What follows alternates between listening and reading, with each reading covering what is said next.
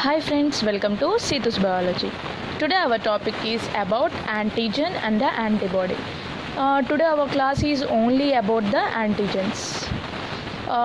Let me clear you that what are antigens first.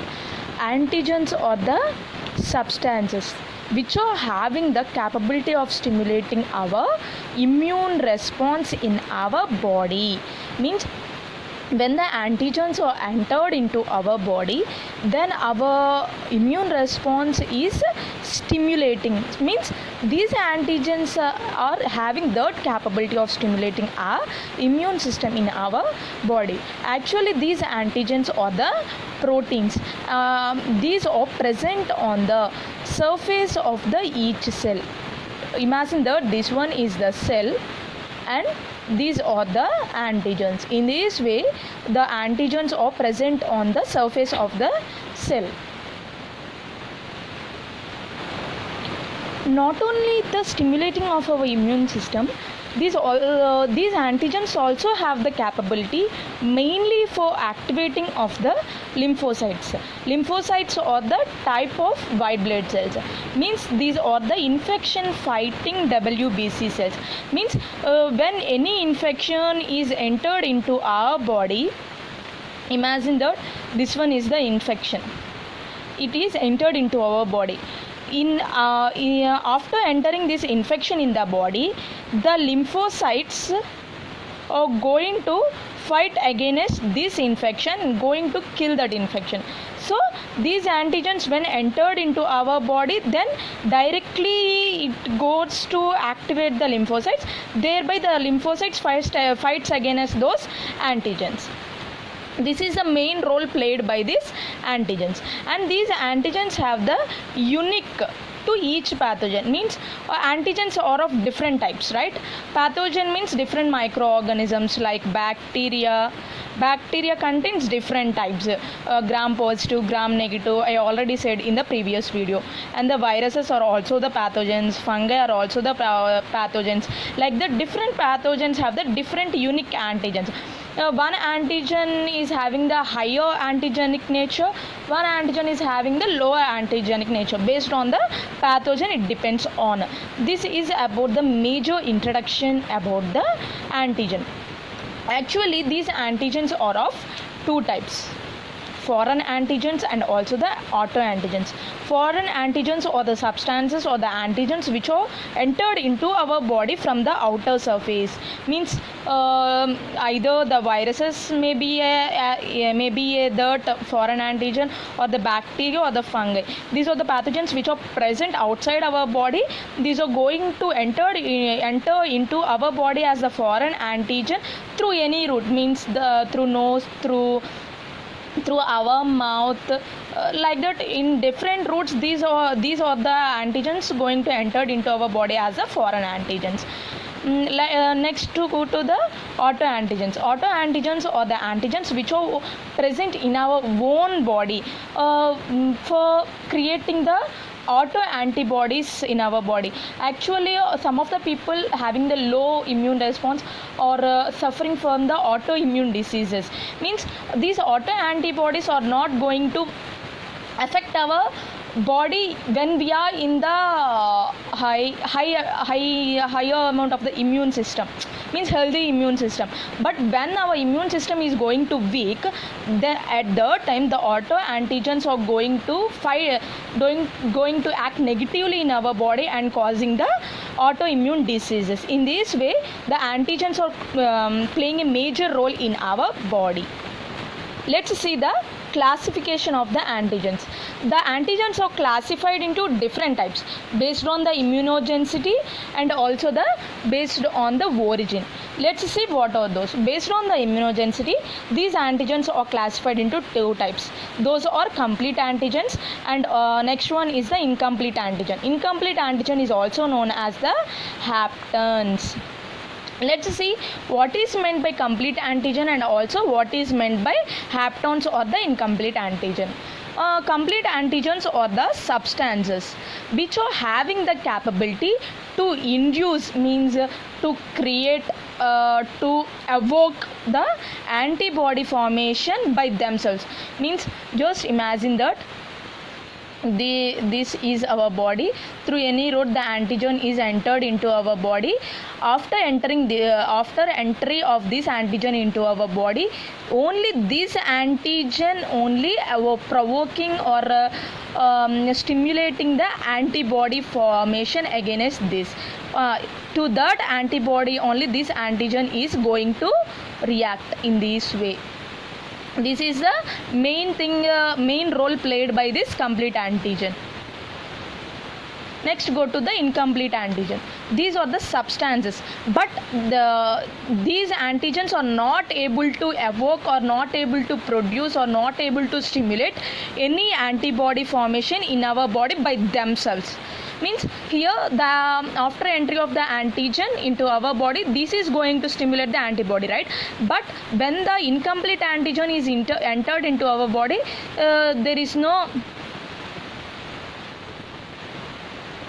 this is the incomplete antigen, it is entered into our body, but our immune means our antibody is not stimulating against this because it is not having that capability. But it is also having the capability to become the immunogenic, means to activate or to produce, to evoke the antibodies against this after when it is covalently bond, when the incomplete antigen is covalently bond with the proteins, means carrier proteins, means when this carrier protein is covalently bonded with the carrier protein, then it becomes the immunogenic. So when this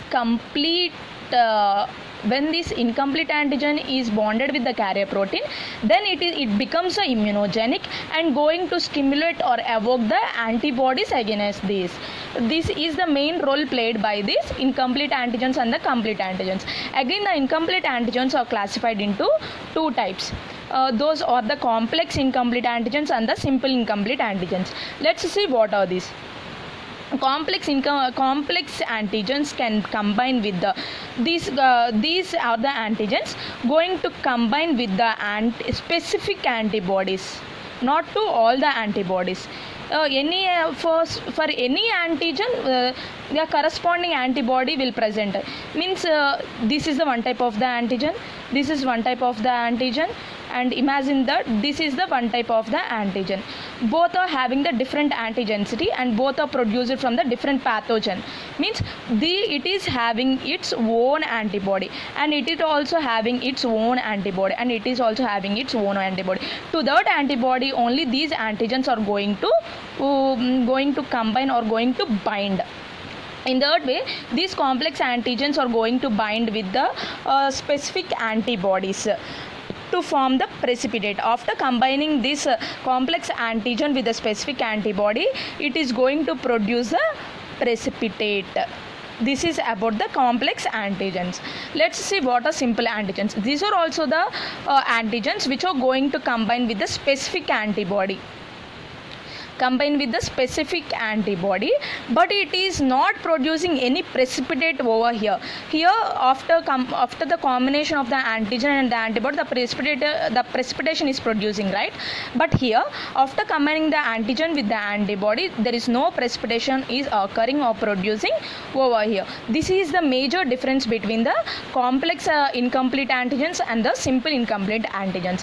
This is the major classification based on the immunogenicity of the antigens. Let's see, just imagine that actually every antigen have the antigenic determinant, means the antigen is entered into our body, right? Our immune system recognize that whether it is our antigen, means foreign antigen or the other antigen, means our cell or the outer part of the cell, it is only based on the antigenic determinants of the antigen. Imagine that this one is the structure of the antigen. Every antigen have the different antigenic determinants. Those determinants are known as the epitopes. Each epitope is going to evoke or the produce a specific antibody. Those are known as the antigenic determinants. Let's see the classification based on the origin. based on the origin, the antigens are classified into three types: exogenous antigens, endogenous antigens, and the autoantigens. Exogenous antigens or the antigens entered the body, means these are going to enter from the outside of the body. This is the antigen. It is present in the outside through the inhalation process, through the inhalation or the ingestion or the injection process. It is going to entering into our body. After means, I already said in the previous that this one is also known as the foreign antigen, right? Mainly the microorganisms or the snake venom, like the pathogens are inducing those antigens into our body through any route of the body. This is known as the exogenous antigen based on the origin. Let's go to the endogenous antigen. These are generated, means actually we are having our own. In our body is made up of different cells, right? Normal cells. Actually these are in the normal cells. When our body's metabolism is changed, or when the viral or the intracellular bacteria is entered into our body, infection is entered into our body, then the normal cells are going to generate these endogenous antigens in our body. Means our normal cells are going to replace or transfer as an endogenous antigen due to the metabolism defect or due to the viral or the intracellular bacterial infection. This is the main role played by the endogenous antigens. Let's go to the autoantigens. I already said that actually antigens are classified into foreign antigens and the autoantigens, right? Autoantigens are the antigens which are going to produce only within our body. These are the normal proteins or the complex proteins, means DNA or RNA also acts as an autoantigens in sometimes. It recognizes by our own normal proteins, and the complex proteins are recognized by the immune system of the patients who are suffering from the autoimmune diseases. I already said that when the patient is suffering from the weak immunity, then these autoantigens is converted into the harmful infective antigens. Then it may lead to the autoimmune diseases. This is about the autoantigens. In this way, based on the origin, exoantigens, endoantigens, and the autoantigens are classified. This is about the major basic information of the antigens. I think you like this video. In the next video I am going to upload about the antibodies. What are antibodies, from where it is originated, and what are the types of antibodies. The complete detailed information I am going to upload in the next video. Every day I am going to upload the videos at 10 a.m. Please don't miss the videos. If you like the video, please do subscribe and share. Thank you.